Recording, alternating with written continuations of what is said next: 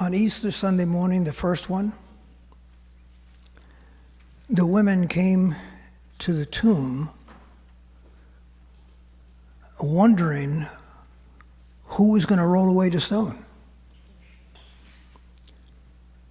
When they got to the tomb, that problem was solved because the stone had been rolled away.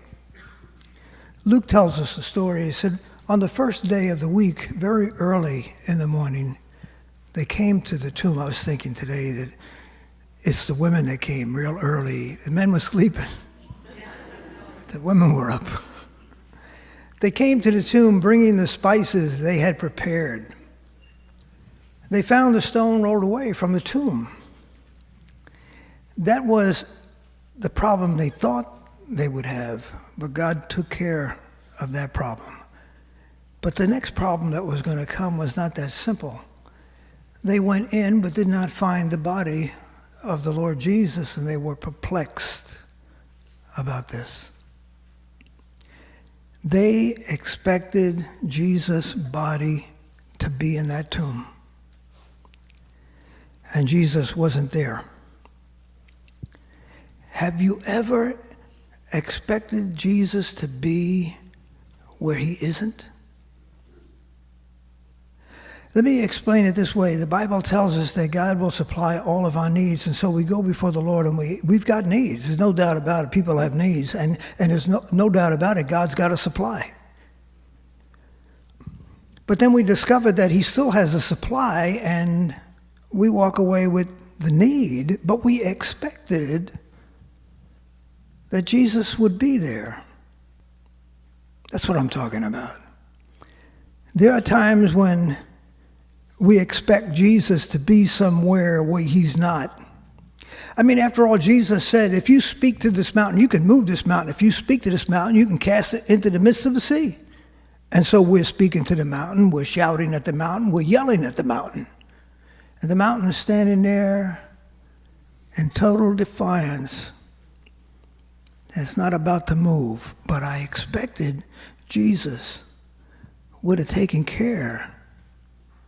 Have you ever expected Jesus to be somewhere where he's not?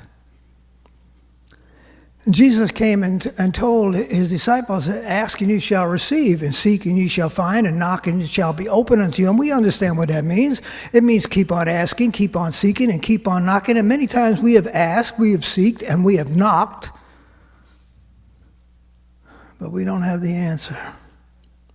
Am I talking the truth? Isn't this the reality that we sometimes deal with, that we expected Jesus to be there, but he's not? And in the middle of a storm, we expect Jesus to be, and he's down in the boat sleeping. Jesus so many times is not where we expect him to be. And that's how these women felt. They went to the tomb expecting Jesus to be there, and he found he's missing, and probably thought somebody stole the body. In the years in my ministry, I've always come to, I don't know why, it's just very practical in my thinking. I come to the conclusion that we need to learn how to live life expecting delays and expecting setbacks. It would be healthy. Now, somebody might say, well, Pastor Joe, that's showing great faith. I mean, if you were really a man of faith and power, you wouldn't. And you're right. You are right. When Sunlight got started, December the 28th, 1975, I got to the Jolly Roger Inn, and what was on my mind is this won't last 3 weeks. Yeah, if you think maybe the pastor's not a man of faith and power, you're absolutely right.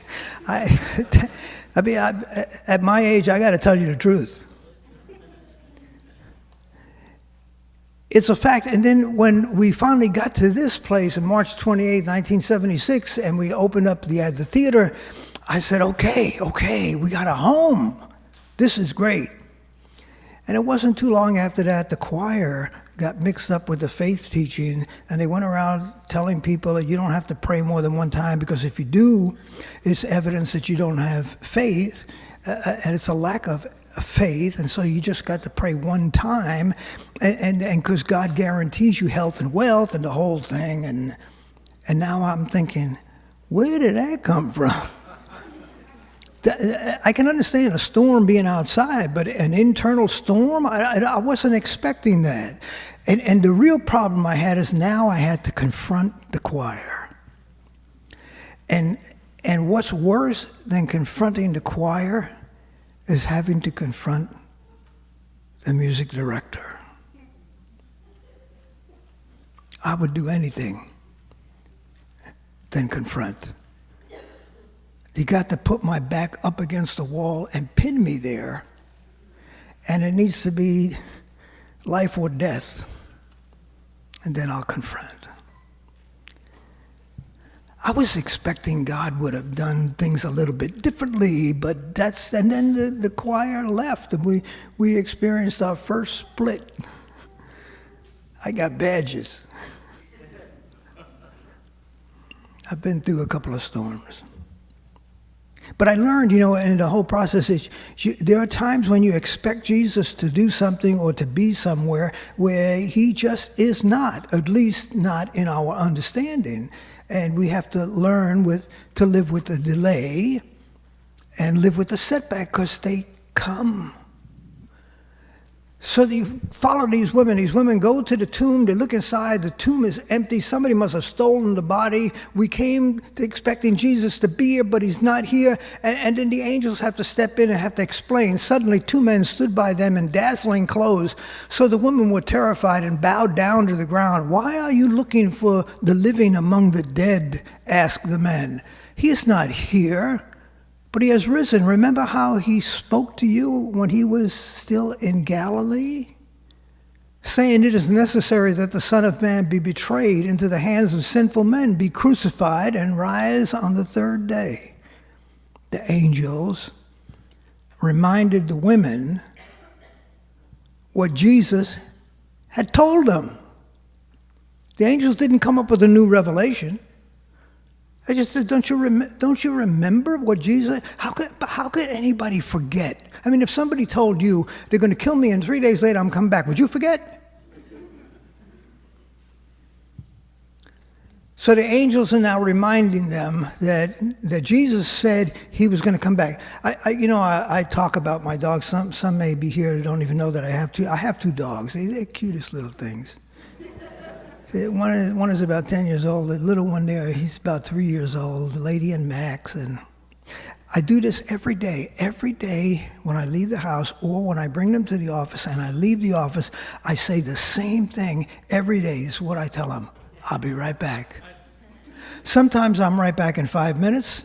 Most of the times I'm right back in an hour or two, sometimes in 3 or 4. They look at me. I don't know what they understand. I don't know what they're thinking. But I know what I said.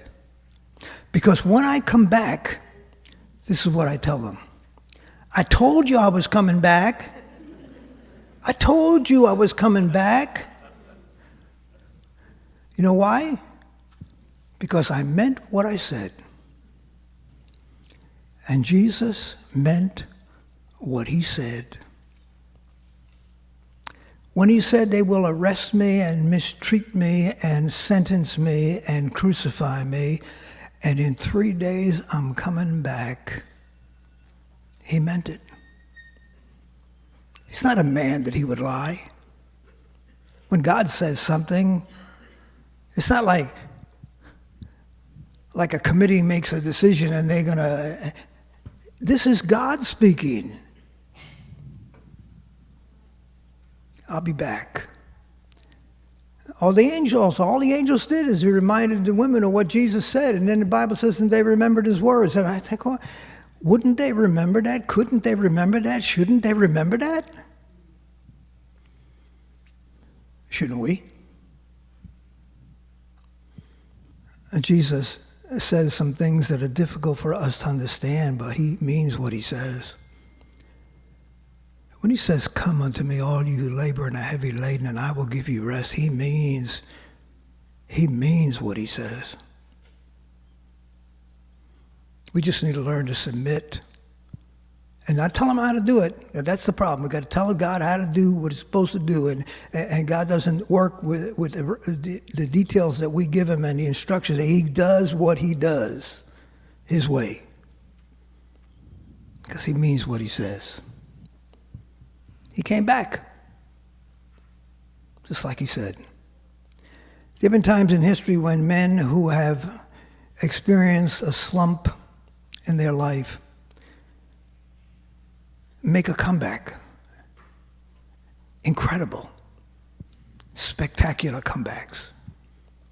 Elvis Presley experienced a low place in his career, and then something happened, and his name exploded, and is known as the King of Rock. He made a comeback. Harry Truman was supposed to lose the election of 1948. Every poll said that Thomas Dewey would win. And President Truman won. In fact, you're looking at the paper that he was holding up, where the newspaper in Chicago printed that Dewey already won. He came back. And everybody knows in 2016, Donald Trump was supposed to lose because all the polls said it. I mean, if you can't believe the polls. But he made a comeback too. Because people do make comebacks. They can come back, but the greatest comeback that there ever was in the history of mankind was the comeback on Easter Sunday morning when the stone was rolled away and Jesus was alive and the promises of God were true. What he said, he did. He said, I'm coming back, and he came back. That leaves us, that's an event that took place 2,000 years ago. So I'd like to look at that. What does it mean? Okay, Jesus was resurrected from the dead. Well, what does that mean to us? Here's what it means. If the same Spirit that raised Jesus from the dead dwells in you, he who raised Jesus from the dead will quicken your mortal body. Which means someday when this body is dead and buried and gone, there is coming a rendezvous that we have with the power of God such as we have never even imagined could possibly be, because the seed that falls into the ground will suddenly and strangely burst into new life again, and we will be able to live again. That's what it means. That's what the resurrection means. This is what it meant to the disciples. It meant that the disciples could come back from despair. They had despair. When Jesus died, their hope was gone. Back to the fishing. Back to the old way. And then when they discovered, first of all, they couldn't even believe that Jesus was alive again. Even though Jesus said 5 or 6 times, I'm coming back, they didn't believe it when they heard it. But when they discovered that in truth he was alive, their despair dissipated, and now they had hope again. That's what the power of the resurrection can mean to somebody. But I guess what's important is, what does it mean to us? How can we make a comeback?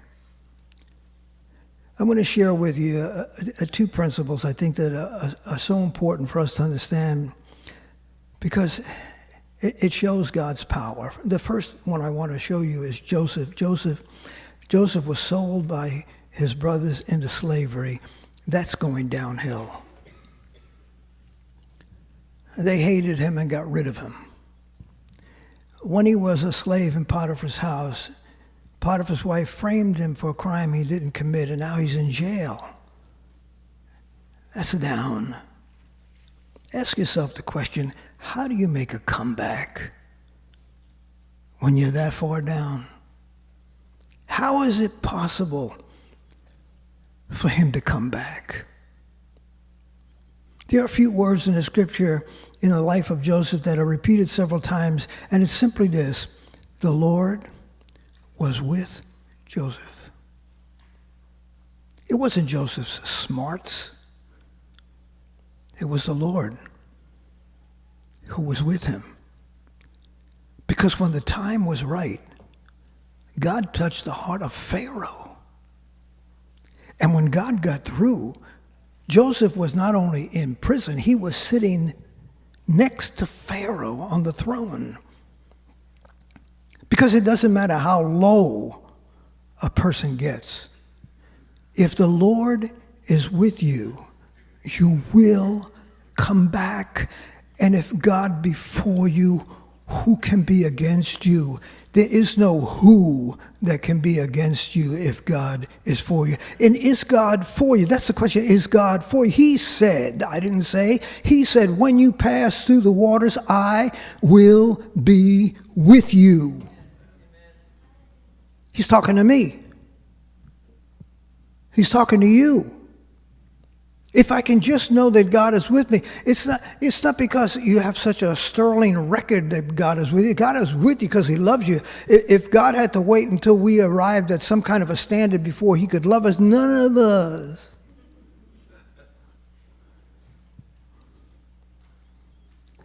But God breaks through into our world, into our private world, and he says, when you pass through the waters, I will be with you. It may not even feel like he is, but he's with you anyway. It's not a matter of feeling. It's a matter of faith. This is my hope. That's how we make a comeback. It's all God. It's what he does. It's not what I do. Let me introduce you to the prodigal son who thought that the way to make a comeback is to go home and convince his dad to hire him as one of the servants, and he would work his way back into the house. And that's what people think. They think, well, if I could do something, if I can impress God, if I can do some wonderful thing, then I can work my way. You cannot work your way back into the Father's house. Nobody works their way into the Father's house. When the Father saw the Son, he ran to him and threw his arms around him and put a ring on his finger, shoes on his feet, and a robe on his back. Why? Because of mercy. Mercy. That's it. He didn't even tongue lash his son. Mercy. Mercy there was great, and grace was free. Pardon there was multiplied to me. We can't work to come back.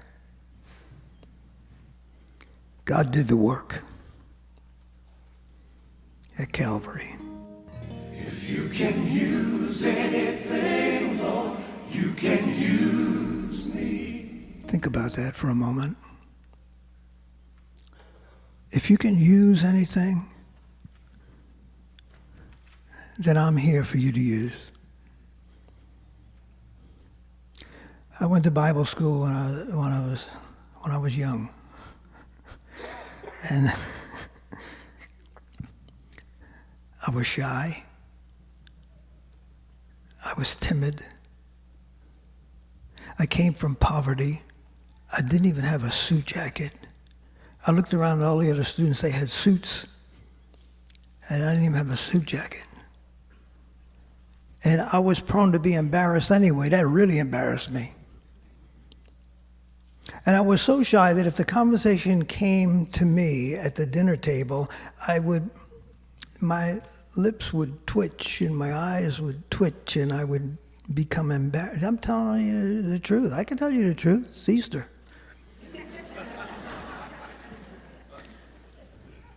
And every single breakfast, lunch, and supper for the entire year, I was embarrassed to go to.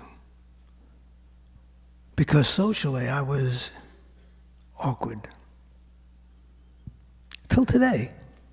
I don't even know how God called me into the ministry. I'll tell you, I don't understand it. You invite me to a party, I can't wait to get out because inside they're going crazy on the inside. I don't know what to do over here. I don't understand. Nobody's asking me a Bible question. I mean, if they were asking me a Bible question, maybe I could talk to them. But here in the party, Nancy knows what to do. She travels around to everybody and she talks with everybody. But I'm in a corner somewhere saying, when is this thing going to be over? And it's not like I'm against parties. I'm not against parties. I'm against being in the party. That's the only thing. That's because I'm still basically shy. And when I was in school, I would notice that the students, they were also called by God, and they were involved in developing ministries, and I saw that they could stand up and speak about anything, anytime. And I'm thinking to myself, I can't do that.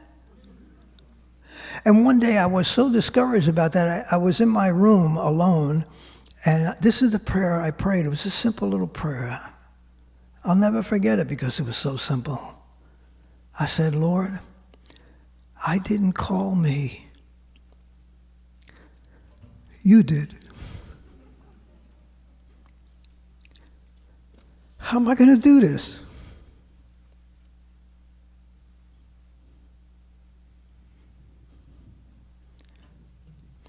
I figured that if a pastor is a pastor, it's because he's got to be good at sports, and he operates at church picnics in a wonderful way and is the life of the party, and that's what I thought. And maybe that is true, but that's not me. If you can do anything, would you use me? I know you use the stable. And you use the cross.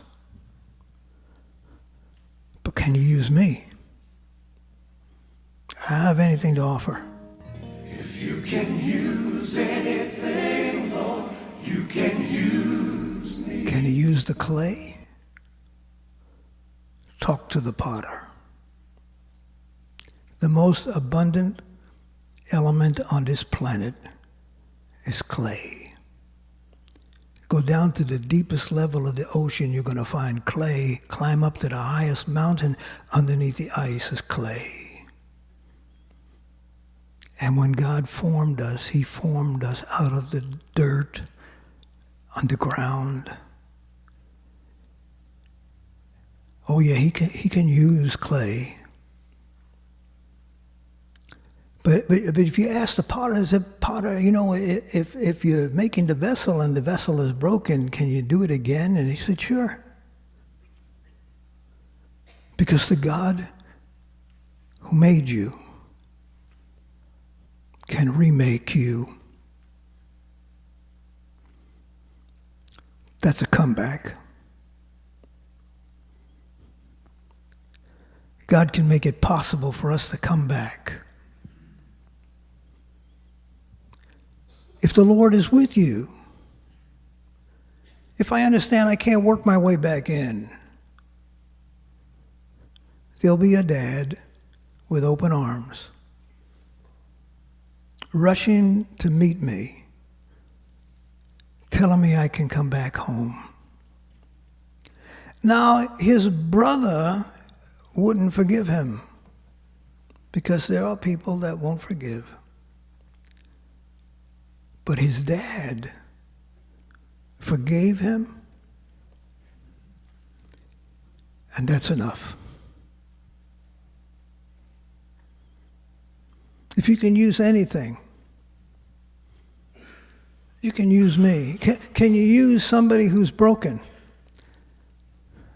who's discouraged, who's depressed? Ask Peter, who denied the Lord 3 times.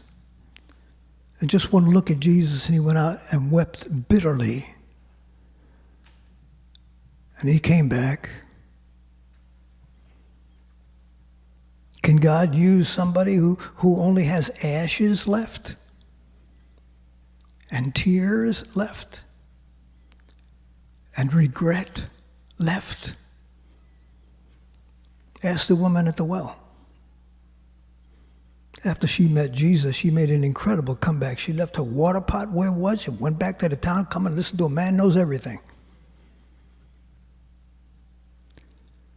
If you can use anything, Lord, you can use me. I don't think a sermon is worth preaching unless we reach out and touch somebody in the heart where they are. If not, then it's just a story, even if it's a dynamic story. It's just a story. The story's got to come. It's got to hit me. It's got to touch me where I am. If you can use anything, Lord, And somebody might say, well, Pastor Joe, yeah, but I messed up so many times. I mean, I think Pastor Joe, that God's getting sick and tired of me coming in. You may get sick and tired, but God's not sick and tired. And he'll do it again. Jacob tricked his brother, deceived his father, connived with his father-in-law, and God kept coming back. Kept coming back. Oh, he had a wrestling match with him at the brook. But at the end of the wrestling match, he changed his name from conniver to prince with God.